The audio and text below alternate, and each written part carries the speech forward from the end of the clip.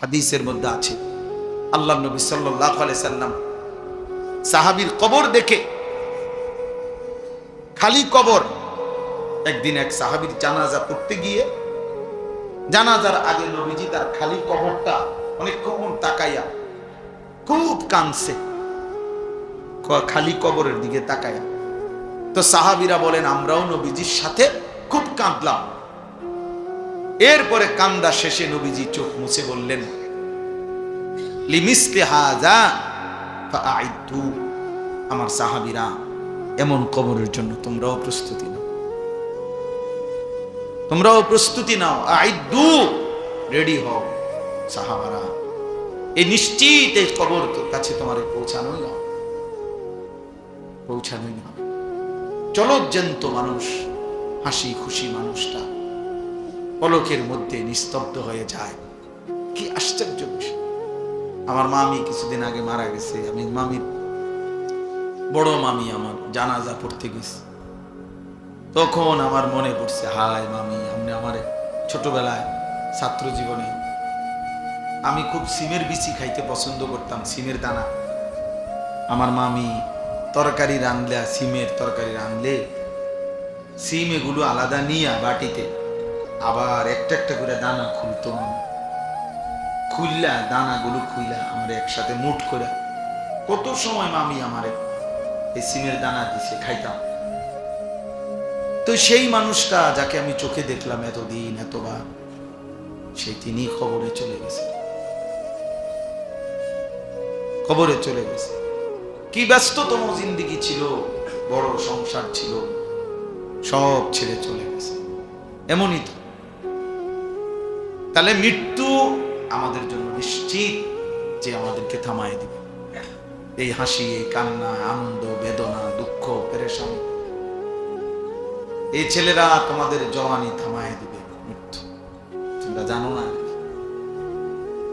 কে দেখে তোমাগরে সমস্ত চুলের ফ্যাশন, কোন ইবলিস ছাড়া, শয়তান ছাড়া কেউ দেখে। অনেক ছেলে আসছো, গায়ের মধ্যে বোঝা যায় গেঞ্জি, গায়ে খেলোয়াড়ের গেঞ্জি, ক্রিকেটের গেঞ্জি, সদর বদর, কি গায়ে দাও, কি পড়ো, কি মুসলমান, কি মা বাপ, কিচ্ছু খবর না। মুসলমানের আখলাক জিজ্ঞাসা করেন, নামাজ পড়ছে কয়জন? এশার নামাজও পড়ে নাই, মাগরিবের নামাজও পড়ে নাই। এই নির্লজ্জ বেহায়া, এত বড় বেশরম কেমনে মসজিদে বলল? তোর কলিজার মধ্যে একটা ভয় লাগলো না? আল্লাহর ঘরে কেমনে বসলি নাফরমান, সেজদা ছাড়া? তোর মা তোরে কোনোদিন নামাজের সবক দেয় না? বাবা তোমারে কোনোদিন নামাজের সবক দেয় নাই? এক মা বাপ সন্তানকে লালন পালন করছে, এই ছোটবেলায় এত আদর সোহাগ দিয়া বাচ্চাকে বড় করছে এক মা বাপ, 14 বছর 16 বছর বয়সে। এই মা বাবা এই আশাই বড় করছে যে বয়ে বয়ে মোবাইল টিপবা, নারী দেখবা, ছবি দেখবা। হায় হায় জানোয়ার, এই জন্য তোর মা তোরে দুধ খাওয়ায়। তুই মায়ের দুধের কলঙ্ক, মায়ের রক্তের কলঙ্ক। তুমি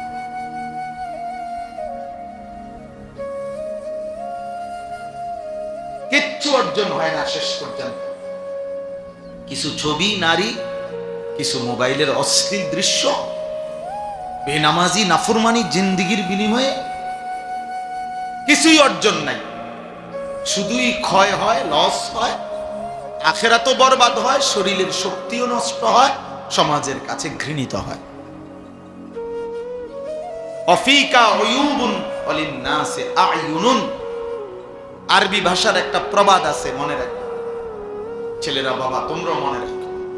আরবিতে বলে যে তোমার মাঝে দোষ আছে, মানুষেরও চোখ আছে। তোমারও কি আছে? মানুষেরও কি আছে? তোমারও দোষ আছে, মানুষেরও চোখ আছে। অর্থাৎ মানুষ প্রত্যেকের ব্যাপারে একটা জিনিস মনে রাখবে, সামনে কিংবা পিছনে প্রত্যেককে তার কর্মের ভিত্তিতেই মূল্যায়ন করে। সামনে বলতে পারুক বা না পারুক, পিছনে হইল আপনার কর্ম যেটা আপনার মূল্যায়ন হবে না, আপনি ওইটাই। আপনার সুদখোর আমনেরে মানুষে কইব মাশাআল্লাহ জোনায়েদ বাগদা দিয়ে নাও, আয় মানুষে চিড়া খায় আর আমনে ভাত খান। কথা বলেন না কেন? বাটপাররে বুঝি মানুষে কইব বেটা জোনায়েদ বাগদা দিয়ে। হ্যাঁ, মানুষে বেউকুফ। হ্যাঁ, সেজদাওয়ালাকেও মানুষ চিনতে ভুল করে না, হারামখোর বাটপারকেও মানুষ চিনতে ভুল করে না। মানুষ রাতকে রাতই বলে, দিনকে দিনই বলে, আলোকে আলোই বলে, অন্ধকারকে কি বলে? অন্ধকারই বলে। এজন্য হারামখোর, পাপী, নাফরমান, তোরে বেটা চরিত্রহীন ছেলে তোমরা যারা এ নারী দেখো, ছবি দেখো, মোবাইলে অশ্লীল দৃশ্য দেখো, এক ওয়াক্ত সেজদা দাও না, তোরে মানুষ বেটা কোনোদিনও সম্মানের চোখে দেখে না, তোরে হাইওয়ান জানোয়ারের এক আইটেম ছাড়া আর কিচ্ছু মনে করে না। হ্যাঁ, চলতে থাকো, যদি মনে করো জানোয়ারের পরিচয় নিয়েই, জানোয়ারের বৈশিষ্ট্য নিয়েই আমি সন্তুষ্ট, তো ঠিক আছে, চলো ভাইয়া চলো, অসুবিধা কি? ফাসাউফা তারা ইদিন কাশাফাল গুবার, খুব দ্রুতই দেখতে পাইবেন, অচিরেই দেখবেন, অচিরেই ফয়সালা হয়ে যাবে। মৃত্যু এসে পার্থক্য করে দিবে, মৃত্যু এসে বুঝায় দিবে কোনটা ছিল করণীয়, কোনটা ছিল বর্জনীয়, কোনটা ছিল উচিত, কোনটা ছিল অনুচিত। আজ আমরা বুঝতেছি। এই জন্য দোস্ত আমার, বাবা আমার, দয়া করে মেহেরবানি করে ভাবতে শিখে গেলে চলবে। জাহান্নামের আযাব বড় ভয়ানক আযাব, বড় ভয়ানক আযাব। আল্লাহ তাআলা কোরআনুল কারীমে বলছেন, কাল্লা সাউফা তা'লামুন, বান্দা শোনো,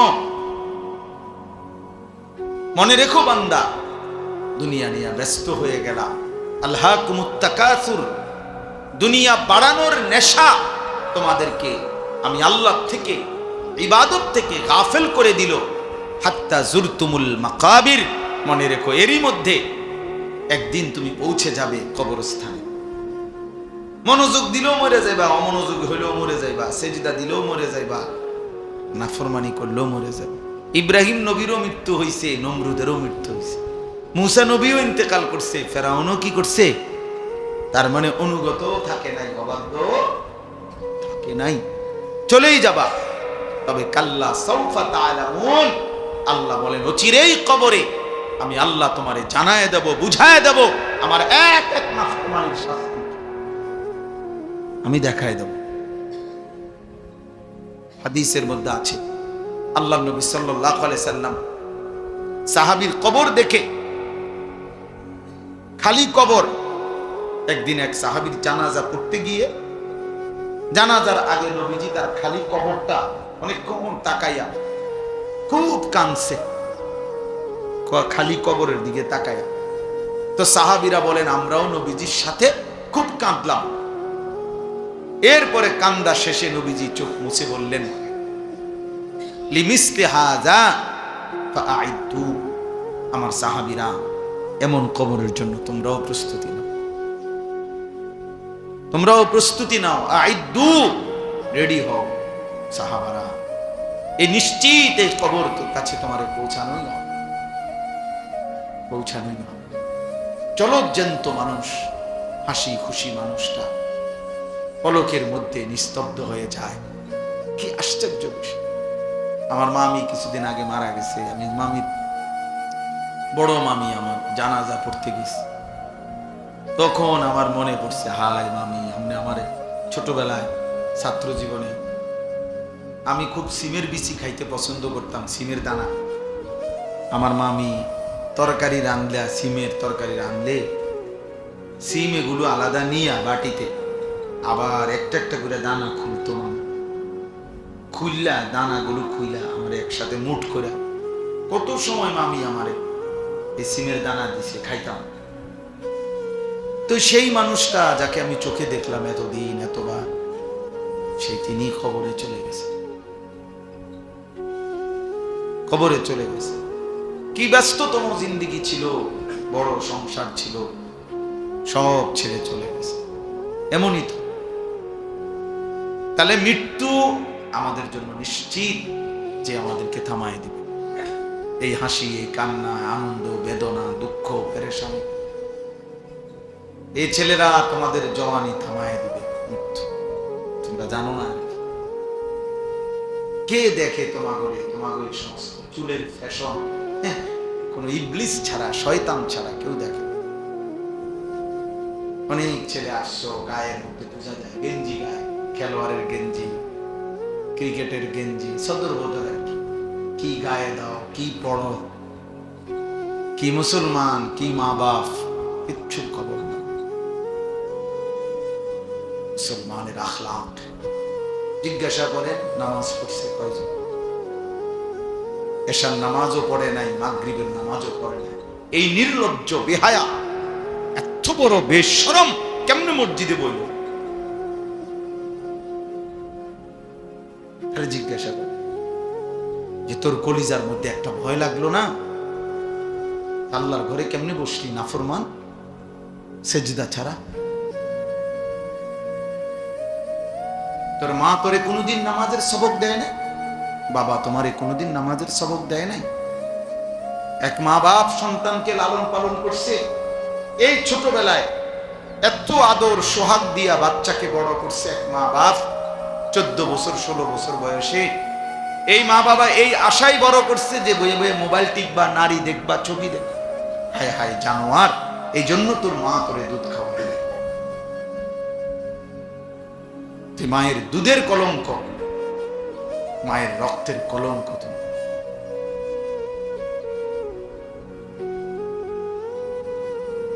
কিচ্ছু অর্জন হয় না শেষ পর্যন্ত।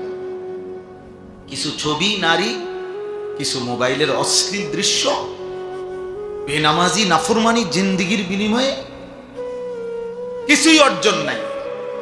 শুধুই ক্ষয় হয়, লস হয়, আখেরাতও বরবাদ হয়, শরীরের শক্তিও নষ্ট হয়, সমাজের কাছে ঘৃণিত হয়। অফিকা উয়ুবুন ওয়ালিন্নাসি আয়ুনুন, আরবি ভাষার একটা প্রবাদ আছে, মনে রাখো ছেলেরা, বাবা তোমরাও মনে রাখো। আরবিতে বলে যে তোমার মাঝে দোষ আছে, মানুষেরও চোখ আছে। তোমারও কি আছে?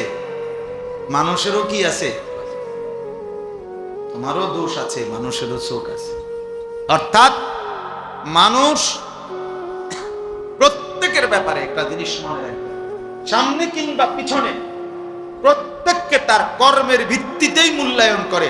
সামনে বলতে পারুক বা না পারুক, পিছনে হইল আপনার কর্ম যেটা আপনারে মূল্যায়ন হবে না, আপনি ওইটাই। আমনের সুদখোর, আমনেরে মানুষে কইব মাশাআল্লাহ জোনায়েদ বাগদাদি নাও, আয় মানুষে চিড়া খায় আর আমনে ভাত খান। কথা বলেন না কেন? বাটপাররে বুঝি মানুষে কইব বেটা জোনায়েদ বাগদাদি। হ্যাঁ, মানুষে বেউকুফ। সেজদাওয়ালাকেও মানুষ চিনতে ভুল করে না, হারামখোর বাটপারকেও মানুষ চিনতে ভুল করে না। মানুষ রাতকে রাতই বলে, দিনকে দিনই বলে, আলোকে আলোই বলে, অন্ধকারকে কি বলে? অন্ধকারই বলে। এজন্য হারামখোর, পাপী, নাফরমান, তোরে বেটা চরিত্রহীন ছেলে তোমরা যারা এ নারী দেখো, ছবি দেখো, মোবাইলে অস্থির দৃশ্য দেখো, এক ওয়াক্ত সেজদা দাও না, তোরে মানুষ বেটা কোনোদিনও সম্মানের চোখে দেখে না, তোরে হাইওয়ান জানোয়ারের এক আইটেম ছাড়া আর কিচ্ছু মনে করে না। হ্যাঁ, চলতে থাকো, যদি মনে করো জানোয়ারের পরিচয় নিয়েই, জানোয়ারের বৈশিষ্ট্য নিয়েই আমি সন্তুষ্ট, তো ঠিক আছে, চলো ভাইয়া চলো, অসুবিধা কি? ফাসাউফা তারা ইদিন কাশাফাল গুবার, খুব দ্রুতই দেখতে পাইবেন, অচিরেই দেখবে, অচিরেই ফয়সালা হয়ে যাবে। মৃত্যু এসে পার্থক্য করে দিবে, মৃত্যু এসে বুঝায় দিবে কোনটা ছিল করণীয়, কোনটা ছিল বর্জনীয়, কোনটা ছিল উচিত, কোনটা ছিল অনুচিত। আজ আমরা বুঝতেছি। এই জন্য দোস্ত আমার, বাবা আমার, দয়া করে মেহেরবানি করে ভাবতে শিখে, ভাবতে শিখে। আমি ওই গাজীপুর বিষ্ণুপুর মাদ্রাসায় একটু ঢুকছিলাম, শুধু বাচ্চাদেরকে কোরআন শরীফের সবক দিছিলাম। 43 জন বাচ্চা আজকে সবক নিছে, আলহামদুলিল্লাহ। তো এখানে কাছাকাছি আইসা বলতেছি আমি যে বেনিকোলা তো আমি আজীবন হাইটেই গেছি। এটা বলতে বলতে আসছি, আমার সাথে কামরুল মৌলানা কইতেছে, কয় না হুজুর সিএনজি রাখছে হেরা। আমি বলি, আচ্ছা ঠিক আছে, সিএনজি রাখছে তো রাখছে, বাকি আমি তো কতই হাইটা গেছি, অসুবিধা নেই। ঠিকই সিএনজি তুলছি, সিএনজি আর স্টার্ট হয় না। আগের 2 হুজুরেই সিএনজি আনছে, আমার বেলায় আর সিএনজি এখন এটা স্টার্ট। তার মানে ওই যে আমার কপাল হাঁটুন না কপাল। আমি বললাম ঠিক আছে, আমি যেটা বলছি এটাই হয়েছে। আমি মুখ দিয়ে কইলাম যে আপনার আমি হাইটা কত গেছি, বাস্তবিক অর্থেই এখানে এই মসজিদে এখানে আমি বারবারই আসছি আলহামদুলিল্লাহ।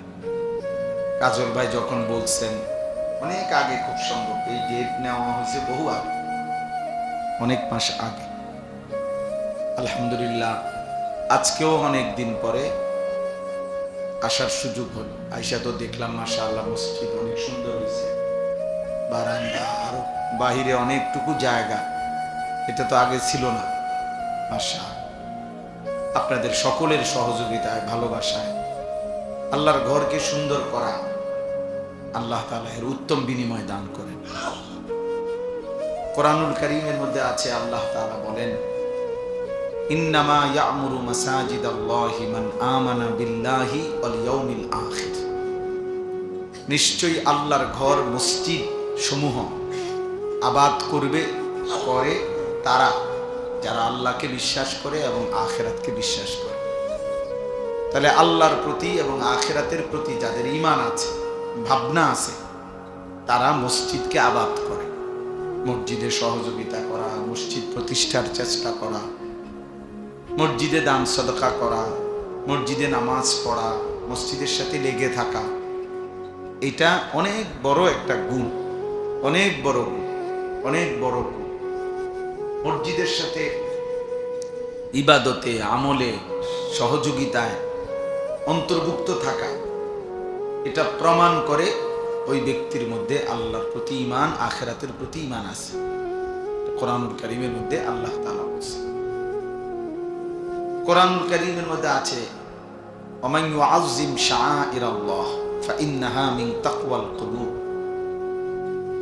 আল্লাহর নিদর্শনাবলীকে যে সম্মান করবে, তো আল্লাহ তাআলা বলেন এটা তার অন্তরে তাকওয়া আছে, এই কথার প্রমাণ বহন করবে। তার অন্তরে আল্লাহ ভীতি আছে, আল্লাহর ভয় আছে, এই কথার প্রমাণ আল্লাহর নিদর্শনাবলীকে সম্মান করা। তো আল্লাহর নিদর্শনাবলী এর মধ্যে মসজিদ, আল্লাহর ঘর অন্যতম। প্রতিটা মসজিদ, প্রতিটা আল্লাহর ঘর আল্লাহর নিদর্শনাবলীর একটি।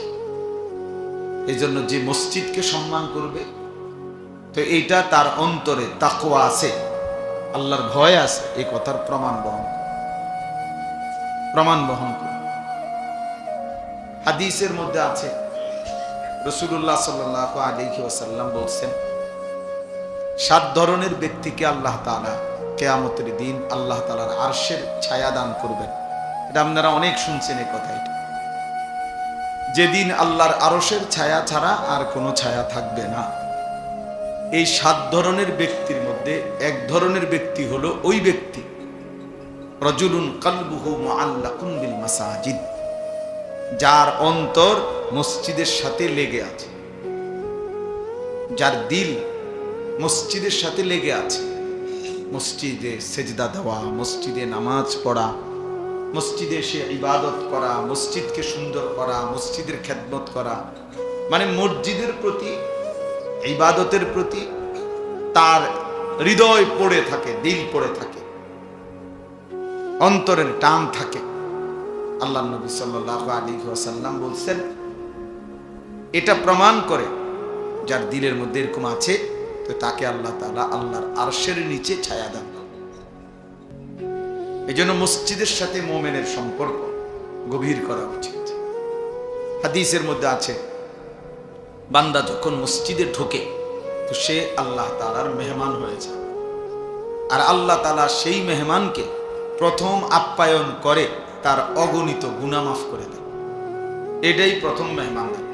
ওয়াকিরাহু আল মাগফিরাহ, মসজিদে আল্লাহর পক্ষ থেকে প্রথম মেহমানদারি হলো শরবত না, বরং গুনাহ মাফ, বান্দার গুনাহ মাফ করে দেয়।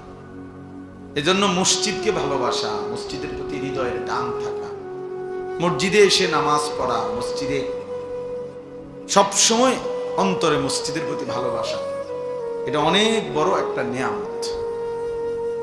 আবার দেখেন এর বিপরীতে মসজিদে অনর্থক কথা বলা, আওয়াজ বড় করা, শোরগোল করা, অনর্থক নেতাগিরি, মাতবুরি, অহংকার, বড়াই, ঝগড়া এগুলো করা, এটা কেয়ামতের একটি মন্দ চিহ্ন, আলামত, কেয়ামতের মন্দ আলামত।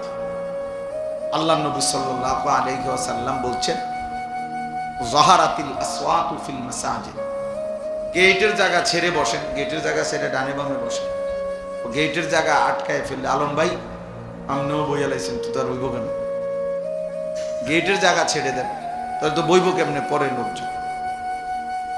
আল্লাহ নবী সাল্লাল্লাহু আলাইহি ওয়াসাল্লাম বলছেন, যাহারাতিল আসওয়াতু ফিল মাসাজিদ, কিয়ামতের একটি মন্দ চিহ্ন যে মসজিদের মধ্যে আওয়াজ বেড়ে যাবে, মানে মসজিদে ফালতু কথা, বেহুদা কথা, অনর্থক কথা, এটা বেড়ে যাওয়া, বেহুদা কথা বলা, এটা কিয়ামতের একটি অপছন্দনীয়, নিন্দনীয়, মন্দ আলামত। এজন্য আপনারা যারা আছেন প্রত্যেকেই মনে রাখবেন, মসজিদে কোনো রকম যেন গুনাহ না হয়। মসজিদের আজমত, মসজিদের সম্মান অনেক বেশি, অনেক বেশি। আমি যে জন্য শুরুতে ঢুকা বললাম ছেলেদেরকে যে বাবা তুমি এটা মসজিদ, ফাজলামি করলে বাইরে চলে গেলে ভালো, আল্লাহর ঘর মসজিদে তামাশা করা, দুষ্টমি করা, এটা অনেক বড় একটা অপরাধ। কোন জায়গার সম্মান যেমন বেশি, ওই জায়গার অপরাধেরও মাত্রা, অপরাধের শাস্তির পরিমাণও বেশি। এজন্য সমস্ত উলামায়ে কেরাম বলছে, মক্কা শরীফ আল্লাহর ঘরের কাছে, মসজিদে হারাম, ওটার মধ্যে একটা আমলে একটি সেজদা 1,00,000 সেজদার সমান। তাহলে নেকি যেমন 1,00,000 অনেক বেশি, তো গুনার শাস্তিও অনেক বেশি, অপরাধের শাস্তিও অনেক বেশি। এই কারণে মসজিদের আজমত, মসজিদের প্রতি সম্মান, আন্তরিকতা প্রত্যেকের ভিতরে থাকা যায়। আমরা আমাদের সমাজে এ ব্যাপারে যত্নবান কম, অনেক যত্নবান। অনেক মসজিদে কিশোর বয়সী ছোট বাচ্চা, 14-15 বছর হয়ে গেছে, এমন ছেলে পেলেও এত দুষ্টামি করে, এত কথাবার্তা, এত তামাশা, মস্কারি, ঠাট্টা, দোতলায়, নিচতলায়, বারান্দায় ফাজলামির একটা মানে আখড়া বানায় ফেলে। জুমার বয়ান হয়, ইমাম সাহেব বয়ান করে, আর কিছু দুষ্ট ছেলেপেলে আছে, পুরাটা টাইম যন্ত্রণা দেয়, কষ্ট দেয়। আহা, অপদার্থ সন্তান জানেও না যে আল্লাহর ঘরের আজমত কি, কেউ তারে কোনোদিন শিখায়ও নাই যে আল্লাহর ঘরের সম্মান কি। অথচ টেলিভিশন দেখতে বসলে মা বুঝাই দিছে যে সাবধান, কথা বলবা না, চুপ থাকো, বাবা শিখায় দিছে। টেলিভিশন দেখলে, নর্তকীর নাচ দেখলে চুপ করায় দেয়, কিন্তু আল্লাহর ঘর মসজিদে আমাদের অনেকের চোখের সামনে বাচ্চারা, একেবারে ছোট্ট মাসুম বাচ্চা বাদ দিলাম, ও বেচারা একেবারেই ছোট, 12 বছরের ছেলেটাও ছোট, 14 বছরের ছেলেটাও ছোট, তো ওই যে বান্দরামি করে, দুষ্টমি করে, ওই যে একটা শব্দ শোনে না, তো সে শিখবে কোত্থেকে? শিখবে কোত্থেকে? শরীয়তের মাসআলা জানবে কোত্থেকে যদি নাই শুনে? নাই শুনলে আমল করবে কিভাবে? আমল তো তখনই আমল হয় যখন তা ইলম অনুপাতে হয়, কোরআন সুন্নাহর ইলম অনুপাতে হলে সেটা আমল হয়। এমনিতে আপনার মন মতো আমল করলে, নিজের ইচ্ছা মতো, এই যে আপনাদের মাঝ বয়সী বয়স্ক অনেক লোক আছে, 1000 বললেও, কুটিবারও যদি বলে, যদি ফাও ধরে, তারপরও উনি উনার সূরা কেরাত শুদ্ধ করবেন। কিছু বয়স্ক লোক আছে এমন গোয়ার, যে মানে বুঝে যে উনার সূরা অশুদ্ধ, দোয়া কালাম অশুদ্ধ, কিন্তু দুনিয়ার কোনো কথা দিয়া ওনা করে এটা বুঝানো যায়। কোন ইবলিস ওনাকে কলিজার ভিতরে বুঝাই দিচ্ছে যে অসুবিধা নেই, আল্লাহ ভরসা, এই যে এরম ফরি এরম, এটা অন্য কেউ বুঝাই দিছে তার কলজে যে মাইত্য না চাইলি হুজুরা কইবই আল্লাহ ভরসা। এখন আল্লাহ বলছে কিনা আপনারা বলেন, যে আল্লাহ যদি বলে, আপনারা শুনছেন যে আল্লাহ বলছে যে বান্দা তুমি ভুলের উপরে, মিথ্যার উপরে, ভুলের উপরে মৃত্যু পর্যন্ত থাকো, আমি ভরসা, এটা আল্লাহ বলছিনি তো তো আমাদের কে এই ভরসা দিল? আপনার এই ভরসাটা দিল কে? আফসুসের ব্যাপার, আফসুসের ব্যাপার। 60 বছর 50 বছর হয়ে গেছে, এই কথাটুকু বোঝে না যে আমার সূরা, আমার কেরাত, আমার দোয়া, আমার তাসবিহ, আমার আত্তাহিয়াতু, আমার দুরূদ শরীফ, আমার দোয়া কোনো, ওই ছেলেরা হয়তো এখন ঢুকো, পরে যে সময় একটা পোটলা দিব ওই সময় ঢুকো না, আসো এখন আসো, পরে আর কাউরে ঢুকতে দেওয়া হবে না।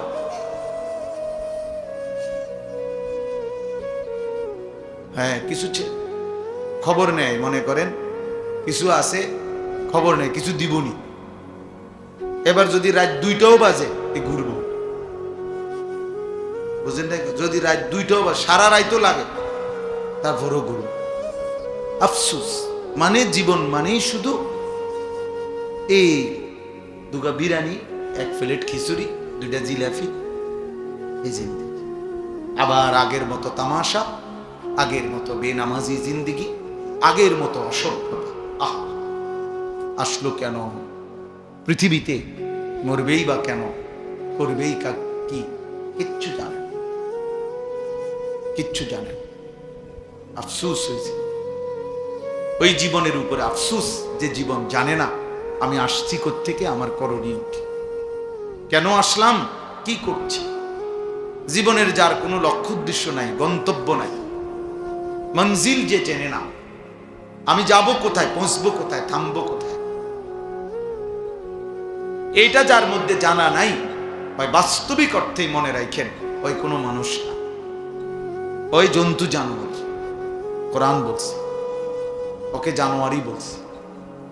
জানোয়ারেরই কোনো নির্দিষ্ট টার্গেট নাই, তার দরকারও নাই, টার্গেট দিয়ে করব কি? কোন গরু, ছাগল, কুকুর, বিড়ালের টার্গেট দিয়ে করবে কি? তার তো কোনো হালালও নাই, হারামও নাই, জায়েজ না জায়েজ কিছু নেই, তার জন্য কোনো বিধান নাই, দিন নাই শরীয়তে। কিন্তু ইনসানের জন্য বিধান আছে, হালাল হারাম আছে, জায়েজ না জায়েজ আছে, করণীয় বর্জনীয় আছে, কারণ তার জন্য আখিরাত আছে, তার জন্য হিসাব আছে, তার জন্য বিচারের মাঠ আছে, তার জন্য আমলনামা প্রস্তুত হচ্ছে, তার আমলনামা মিজানের পাল্লায় ওজন হবে, তাকে ফুলসেরাত পার হইতে হবে, তাকে জান্নাত কিংবা জাহান্নামে যেতে হবে। এটা গরু ছাগলের নাই, এটা জন্তু জানোয়ারের নাই। তাইলে সোজা হিসাব, যে তার হালাল হারাম বুঝে না, জায়েজ না জায়েজ বোঝে না, করণীয় বর্জনীয় বুঝে না, তো সে বাস্তবিক অর্থে কোনো মানুষ না, সে জানোয়ার, সে হাইওয়ান, যার মধ্যে কোনো তামিজ নাই, মানে পার্থক্য শক্তি নাই, পার্থক্য শক্তি নেই। তাইলে বাবা বলতেছিলাম আল্লাহর ঘর মসজিদের কথা বলছি, মসজিদের আজমত জরুরি, মসজিদে জুমার বয়ান গুরুত্বপূর্ণ, মসজিদের ইমাম সাহেবকে সম্মান করা খুব গুরুত্বপূর্ণ, মুয়াজ্জিনকে সম্মান করা খুব গুরুত্বপূর্ণ, মসজিদের একটা জুতার বাক্স, মসজিদের বালু, মসজিদের একটা মোমবাতি অনেক সম্মানিত, এটা মসজিদের। আমরা কোরআন হাদিসের ভাষায় বলে নিসবতের কারণে দামি হয়, মানে সম্বন্ধের কারণে দামি। ইট বালু পাথর সিমেন্টের একটা ঘর এমনিতে শুধু ছিল ঘর, কিন্তু যখন এটা সিদ্ধান্ত হলো যে এটা আল্লাহর ঘর, এই আল্লাহর এই শব্দটা যখন এই ঘরের সাথে লাগলো তো এটা দামি। কি বলে এটা নিসবতারি, মানে সম্বন্ধ, কিসের সাথে মিলল, ওইটার কারণে দামি হয়, ওইটার কারণে দামি। এমনিতে একটা কাপড়, এটা কাপড়, কিন্তু যখন এটারে বলে যে এটা কোরআন শরীফের গিলাফ তো এটা দামি। দামি, তাহলে সম্বন্ধ নিসবত এর কারণে দামিয়া। তো মসজিদ আল্লাহর ঘর, অতএব এটা নিঃসন্দেহে দামি, এটা দামি, এটা অনেক দামি। আমরা এই জন্য ইনশাআল্লাহ মসজিদের জন্য সবার কাছে অনুরোধ, মসজিদে নামাজ পড়া, জামাতকে ঠিক মতো আদায় করা, মসজিদে আন্তরিকতা রাখা, ভালোবাসা, এটা যেন সবার মধ্যেই থাকে। এই পদ পদবী, মূল্যায়ন অবমূল্যায়ন এটা কোনো বিষয় না। অমুকের সভাপতি বানাই দেবো, আমনে তারে দিয়ে দেন সভাপতি, বলে তুই সভাপতির আব্বা ধর, যা তুই সভাপতির 14 গোষ্ঠী, যা তুই নিয়ে সভাপতি, তোর সভাপতি নিয়ে তুই সিরা খাবে, তোর সেক্রেটারি নিয়ে তুই এটার মধ্যে কি কর, পানির ভিজায় খাবে না। হ্যাঁ, আল্লাহ তাআলা আমাদেরকে বুঝ দান করে। আখিরাতে ইন্নাল্লাহ লা ইয়ানজুরু ইলা সুওয়ারিকুম ওয়ালা ইলা আজসামিকুম, নবী সাল্লাল্লাহু আলাইহি ওয়াসাল্লাম বলেন, হাসরের ময়দানে নিশ্চয়ই আল্লাহ তাআলা তোমাদের চেহারা দেখবেন না, তোমাদের শরীর দেখবেন না, ওয়ালাকিন্নাল্লাহা ইয়ানজুরু ইলা কুলুবিকুম ওয়া আমালিকুম, বরং আল্লাহ তাআলা তোমাদের দিল দেখবেন এবং তোমাদের আমল দেখবেন। দিল দেখবেন আর কি দেখবেন? আমল দেখবেন। এর ভিত্তিতে আল্লাহ তাআলা ফয়সালা করেন। এজন্য বাপ ও দুনিয়া বিয়ে সমস্ত পদ পদবি দিয়ে কিচ্ছু আসে যায় না, বরং মসজিদের প্রতি হৃদয়ের টান। এজন্য আমার আখিরাতের জন্য আমি নামাজ পড়বো, সেজদা দেব, মসজিদে আসবো, মসজিদের খেদমতে থাকবো, মসজিদে বেশি বেশি যাওয়ার চেষ্টা করব, এটা আমার আখিরাতের জন্য। হাদিসের মধ্যে আছে, বাশশিরিল মাশাঈন ফি যুলামি ইলাল মাসাজিদ বিন-নূরিত তাম্মি ইয়াউমাল কিয়ামাহ। আজীব হাদিস। নবী সাল্লাল্লাহু আলাইহি সাল্লাম বলছে, অন্ধকারের মধ্যে, মানে এশার নামাজ এবং ফজরের নামাজ, অন্ধকারের মধ্যে যারা বেশি বেশি মসজিদে গমন করে, হে নবী, কিয়ামতের দিন ফুলসিরাতের গোড়ায় তাদের জন্য পরিপূর্ণ আলোর সুসংবাদ দান করে। বিন-নূরিত তাম, পূর্ণ আলো। মানে হাদিসের মধ্যে আছে, ফুলসিরাত 30,000 বছরের রাস্তা, যেটা সকলকেই পার হইতে হবে। ওয়া ইম মিনকুম ইল্লা ওয়ারিদুহা, আল্লাহ তাআলা কোরআনে বলছে, এমন কেউ হবে না যাকে এটা পার হতে হবে না। সে নবী হোক, সে ওলি হোক, আর সে কাফের হোক, মানে অনুগত অবাধ্য, সকলকে এটার উপরে কি করতে হবে? পার হইতে হবে, পার হইতে হবে। তো এই 30,000 বছরের রাস্তার যে ফুলসিরাত, এটা নবী সাল্লাল্লাহু আলাইহি সাল্লাম বলছে, এটা অন্ধকার থাকবে, একেবারে অমাবস্যার ঘুটঘুটে অন্ধকার। প্রত্যেক মুমিনের ঈমানের সাথে তার আমলের পরিমাণ অনুপাতে ওই ফুলসিরাতের গোড়ায় যখন যাবে, প্রত্যেক ঈমানদারের, ঈমান শর্ত, প্রত্যেক ঈমানদারের তার আমলের পরিমাণ অনুপাতে ওই গোড়ায় গেলে আল্লাহর কুদরতে তার জন্য ওই পরিমাণ আলো জ্বলে। এই জন্য সবার আলো একরকম হবে না, আলগা লাইট না, আপনারটা আপনার আলো, আমারটা আমার, আপনারটা আমার। এই ক্ষেত্রে নবীজি সাল্লাল্লাহু আলাইহি ওয়াসাল্লাম বলছেন, যে অন্ধকারের মধ্যে, মানে এশার নামাজ এবং ফজরের নামাজ, এই দুই নামাজ অন্ধকারের নামাজ নাকি? কথা বলেন। এশার নামাজ তো পুরা অন্ধকার, আর ফজরের নামাজ আবসা অন্ধকার। এই দুই অন্ধকারের মধ্যে যে মসজিদে যায় বেশি বেশি, আল্লাহ নবী সাল্লাল্লাহু আলাইহি সাল্লাম বলেন, ফুলসিরাতে তার জন্য পূর্ণ আলো জ্বলে। 30,000 বছরের রাস্তা পূর্ণ আলো নিয়ে সে পার হইতে পারবে। এই জন্য এশার নামাজ এবং ফজরের নামাজ খুব গুরুত্বপূর্ণ। এশার নামাজ এবং ফজরের নামাজ যারা আদায় করে না, রাসূলুল্লাহ সাল্লাল্লাহু আলাইহি ওয়াসাল্লাম তাদেরকে বলছেন মুনাফিক। একেবারে স্পষ্ট বুখারীর হাদিস। ওই অপদার্থ হইল মুনাফিক, যে অপদার্থ এশা এবং ফজরের নামাজ পড়ে না।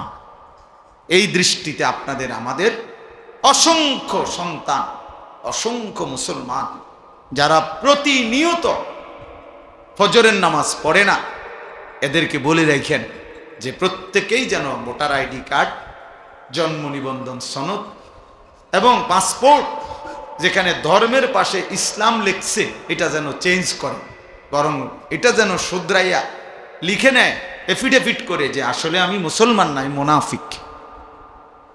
কেন? আমি ফজরের নামাজ পড়ি না, ফজরের নামাজ পড়ার জন্য কোনো প্রস্তুতিও নাই, আমার মানসিকতাও নাই। এমন অসংখ্য জানোয়ার আছে, হাইওয়ান আছে, যে হাইওয়ানের কলিজার ভিতরেও খোদার এক বছরে 365 দিনে কোনোদিন এই জানোয়ার বলতে পারবে না ফজরের নামাজ কাকে বলে। এটা আস্তা জানোয়ার, আস্তা জানোয়ার, পুরাটা জানোয়ার, পুরাটা জানোয়ার। এটা মানুষ নামের পশু ছাড়া আর কিছু। 365 দিন নাফরমান, তুই মানুষের বাচ্চা বেটা, কোনদিন ফজরের নামাজ পড়বি না। এত বড় বেহায়া বেশরম মুসলমান হয় কি? এত বড় নিকৃষ্ট মানুষ মুসলমান হবে তো মুনাফিক। আল্লাহ রসুল বলছে বেটা, নবী বলছে মুনাফিক, এটা আস্তা মুনাফিক। আর মুনাফিক সমস্ত বেঈমানের মধ্যে সবচেয়ে নিকৃষ্ট হলো কে? যত লোক আল্লাহর নাফরমান তার মধ্যে মুনাফিক হলো সবচেয়ে নিকৃষ্ট। হযরত আব্দুল্লাহ ইবনে ওমর, হাদিসে আছে, নবীজির বিখ্যাত সাহাবী আব্দুল্লাহ ইবনে ওমর রাদিয়াল্লাহু তাআলা আনহুমা, তিনি বলছেন নবীজির জামানায় আমরা মুনাফিক চিনতাম এশা এবং ফজরের জামাতে অনুপস্থিতি দেখে। হাদিস এটা। উনি বলেন আমরা চিনতাম মুনাফিককে আমাদের মাঝে, আমরা খুঁজতাম, বুঝতাম ফজর এবং এশার নামাজে অনুপস্থিত হতো যায়। এই জন্য হযরত আব্দুল্লাহ ইবনে মাসউদ বলে যে রাসূলের জামানায়, সাহাবাদের জামানায় লজ্জায় শরমে যাতে দাগ না পড়ে যায়, চিহ্নিত হয়ে না যায়, এজন্য মুনাফিক যারা মুনাফিক ছিল বাস্তবিক অর্থে, তারাও রাসূলের জামানায় ফজরের নামাজ মিস করতো না। কারণ মিস করলে তো মানুষ কইব তে মুনাফিক, অথচ সে বাস্তবিকে কি? মুনাফিক। কিন্তু মানুষ যাতে তারে না চিনে, না বুঝে, এই জন্য কি করত? আমার মুসলমান নামধারী এই হাইওয়ান, মুসলমানের বাচ্চা, আর বাপ মুসলমান, তার মা মুসলমান, জানোয়ার, একদিনও ফজরের নামাজ পড়ে। বাপ হয়েও বেটকা হে বেটা বইয়া বইয়া বিড়ি গায়, চা দোয়ানে গপ মারে। আল্লাহর রহমতে আমনের দোয়ায় জিভুত একটা লাইন হইছে। কিতা লাইন হইছে? টেয়া ভাড়া, বিদেশ লাইন হইছে। টেয়া ভাড়াইলেই বুঝি লাইন হয়? হ্যাঁ, বিদেশ গেলেই বুঝি জিফুত লাইন হয়ে গেছে। এটা বুঝি কত হইল? আর আমরা যারা দেশে আছি আমরা চিড়িয়া খাইব, এটা বুঝি কথা হইল। বিদেশ যাওয়া নিষেধ না, এটা গুনাহ, এটাও বলি না, কিন্তু এটা বুঝি এটা কথা হইল যে আল্লাহর রহমতে তারা 3 জন এখন একটা লাইনে পড়ছে। কিতা? টেহা রোজগার করে, টাকা রোজগার করে, এবারে খুশি, মানুষের গপ মারে, চা দোয়ানে বইয়ে বই। হ্যাঁ, লম্বা লম্বা কথা কয়, লম্বা লম্বা ভালো খাইতে পারতেছে, শেষ বয়স, আপেল খায়, মালটা খায়, চা খায়, বন খায়, গপ মারে, আর কি বাজার হইতেছে, খাইতে আছে, ফুতে টেয়া ফাটাইতে আছে। হালাল হারাম এত কিছু তো অনেক সময় আছে। হালাল না হারাম সেটার দরকার কি? আমার দরকার টাকা না, আমার দরকার বাতে না। আস্তাগফিরুল্লাহ, আস্তাগফিরুল্লাহ। ভুলে গেলে চলবে না, আখিরাত নিশ্চিত, মৃত্যু আমাদের নিশ্চিত, কবর আমাদের নিশ্চিত, ভুলে গেলে চলবে। জাহান্নামের আযাব বড় ভয়ানক আযাব, বড় ভয়ানক আযাব। আল্লাহ তাআলা কোরআনুল কারীমে বলছেন, কাল্লা সাউফা তা'লামুন, বান্দা শোনো, মনে রেখো বান্দা, দুনিয়া নিয়ে ব্যস্ত হয়ে গেলা, আলহাকুমুত তাকাসুর, দুনিয়া বাড়ানোর নেশা তোমাদেরকে আমি আল্লাহ থেকে, ইবাদত থেকে গাফেল করে দিল, হাত্তা জুরতুমুল মাকাবির, মনে রেখো এরই মধ্যে একদিন তুমি পৌঁছে যাবে কবরস্থানে। মনোযোগ দিলেও মরে যাইবা, অমনোযোগ হইলেও মরে যাইবা, সেজদা দিলেও মরে যাইবা, নাফরমানি করলেও মরে যাবে। ইব্রাহিম নবীরও মৃত্যু হইছে, নমরুদেরও মৃত্যু হইছে, মুসা নবীও ইন্তেকাল করছে, ফেরাউনও কি করছে? তার মানে অনুগত থাকে নাই, অবাধ্য থাকে নাই, চলেই যাবা। তবে কাল্লা সাউফা তা'লামুন, আল্লাহ বলেন অচিরেই কবরে আমি আল্লাহ তোমারে জানায় দেব, বুঝায় দেব আমার এক এক নাফরমানির শাস্তি আমি দেখায় দেব। হাদিসের মধ্যে আছে আল্লাহ নবী সাল্লাল্লাহু আলাইহি সাল্লাম সাহাবীর কবর দেখে, খালি কবর, একদিন এক সাহাবীর জানাজা পড়তে গিয়ে জানাজার আগে নবীজি তার খালি কবরটা অনেকক্ষণ তাকাইয়া খুব কাঁদছে, খালি কবরের দিকে তাকাইয়া। তো সাহাবীরা বলেন আমরাও নবীজির সাথে খুব কাঁদলাম। এরপরে কান্দা শেষে নবীজি চোখ মুছে বললেন লিমিসলি হাযা ফাআইদু, আমার সাহাবীরা এমন কবরের জন্য তোমরাও প্রস্তুতি নাও, তোমরাও প্রস্তুতি নাও, আইদু, রেডি হও সাহাবারা, এই নিশ্চিত এই কবর কাছে তোমারে পৌঁছানোই হবে, পৌঁছানোই হবে। চলো জ্যান্ত মানুষ, হাসি খুশি মানুষটা পলকের মধ্যে নিস্তব্ধ হয়ে যায়। কি আশ্চর্য বিষয়। আমার মামি কিছুদিন আগে মারা গেছে, আমি মামির বড় মামি আমার জানাজা পড়তে গেছি, তখন আমার মনে পড়ছে হায় মামি, আপনি আমার ছোটবেলায় ছাত্র জীবনে আমি খুব সিমের বিচি খাইতে পছন্দ করতাম, সিমের দানা। আমার মামি তরকারি রাঁধলে, সিমের তরকারি রাঁধলে সিম এগুলো আলাদা নিয়ে বাটিতে আবার একটা একটা করে দানা খুলতো মামি, খুললা দানাগুলো খুইলা আমার একসাথে মুঠ করে কত সময় মামি আমারে এই সিমের দানা দিছে, খাইতাম।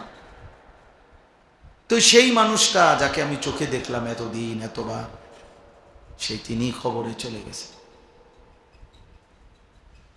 কবরে চলে গেছে। কি ব্যস্ততম জিন্দেগি ছিল, বড় সংসার ছিল, সব ছেড়ে চলে গেছে। এমনই তো। তাহলে মৃত্যু আমাদের জন্য নিশ্চিত যে আমাদেরকে থামায় দিবে। এই হাসি, এই কান্না, আনন্দ, বেদনা, দুঃখ, পেরেশানি, এই ছেলেরা তোমাদের জওয়ানি থামায় দিবে মৃত্যু। তোমরা জানো না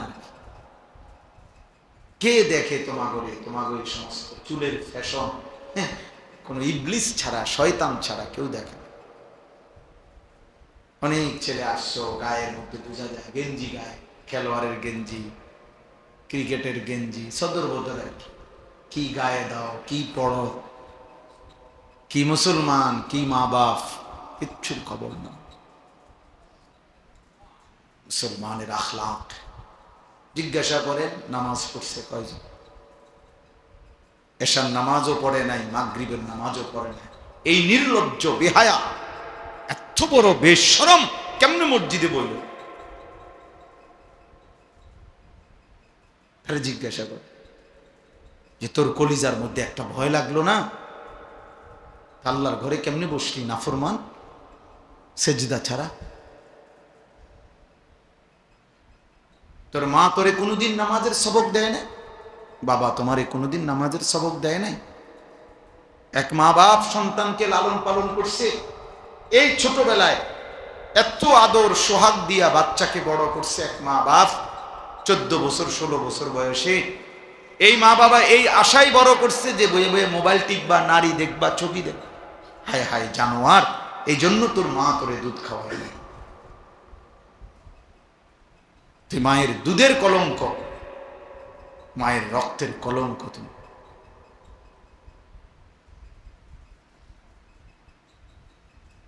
কিচ্ছু অর্জন হয় না শেষ পর্যন্ত। কিছু ছবি, নারী, কিছু মোবাইলের অশ্লীল দৃশ্য, বেনামাজি নাফরমানি জিন্দিগির বিনিময়ে কিছুই অর্জন নাই। শুধুই ক্ষয় হয়, লস হয়, আখেরাতও বরবাদ হয়, শরীরের শক্তিও নষ্ট হয়, সমাজের কাছে ঘৃণিত হয়। অফিকা উয়ুবুন ওয়ালিন্নাসি আয়ুনুন, আরবি ভাষার একটা প্রবাদ আছে, মনে রাখবে। ছেলেরা বাবা তোমরাও মনে রাখো, আরবিতে বলে যে তোমার মাঝে দোষ আছে, মানুষেরও চোখ আছে। তোমারও কি আছে? মানুষেরও কি আছে? তোমারও দোষ আছে, মানুষেরও চোখ আছে। অর্থাৎ মানুষ প্রত্যেকের ব্যাপারে একটা জিনিস মনে রাখবে, সামনে কিংবা পিছনে প্রত্যেককে তার কর্মের ভিত্তিতেই মূল্যায়ন করে। সামনে বলতে পারুক বা না পারুক, পিছনে হইল আপনার কর্ম যেটা আপনারে মূল্যায়ন হবে না, আপনি ওইটাই। আমনের সুদখোর আমনেরে মানসে কইব মাশাআল্লাহ জোনায়েদ বাগদা দিয়ে নাও, আয় মানসে চিড়া খায় আর আমনে ভাত খান। কথা বলেন না কেন? বাটফাররে বুঝি মানসে কইব বেটা জোনায়েদ বাগদা দিয়ে, হ্যাঁ মানসে বেউকুফ। হ্যাঁ, সেজদাওয়ালাকেও মানুষ চিনতে ভুল করে না, হারামখোর বাটফারকেও মানুষ চিনতে ভুল করে না। মানুষ রাতকে রাতই বলে, দিনকে দিনই বলে, আলোকে আলোই বলে, অন্ধকারকে কি বলে? অন্ধকারই বলে। এজন্য হারামখোর পাপী নাফরমান তোরে বেটা চরিত্রহীন ছেলে তোমরা যারা এ নারী দেখো, ছবি দেখো, মোবাইলে অশ্লীল দৃশ্য দেখো, এক ওয়াক্ত সেজদা দাও না, তোরে মানুষ বেটা কোনোদিনও সম্মানের চোখে দেখে না, তোরে হাইওয়ান জানোয়ারের এক আইটেম ছাড়া আর কিচ্ছু মনে করে না। হ্যাঁ, চলতে থাকো, যদি মনে করো জানোয়ারের পরিচয় নিয়েই, জানোয়ারের বৈশিষ্ট্য নিয়েই আমি সন্তুষ্ট, তো ঠিক আছে, চলো ভাইয়া চলো, অসুবিধা কি? ফাসাউফা তারা ইদিন কাশাফাল গুবার, খুব দ্রুতই দেখতে পাইবেন, অচিরেই দেখবে, অচিরেই ফয়সালা হয়ে যাবে। মৃত্যু এসে পার্থক্য করে দিবে, মৃত্যু এসে বুঝায় দিবে কোনটা ছিল করণীয়, কোনটা ছিল বর্জনীয়, কোনটা ছিল উচিত, কোনটা ছিল অনুচিত। আজ আমরা বুঝতেছি। এজন্য দোস্ত আমার, বাবা আমার, দয়া করে মেহেরবানি করে ভাবতে শিখেন।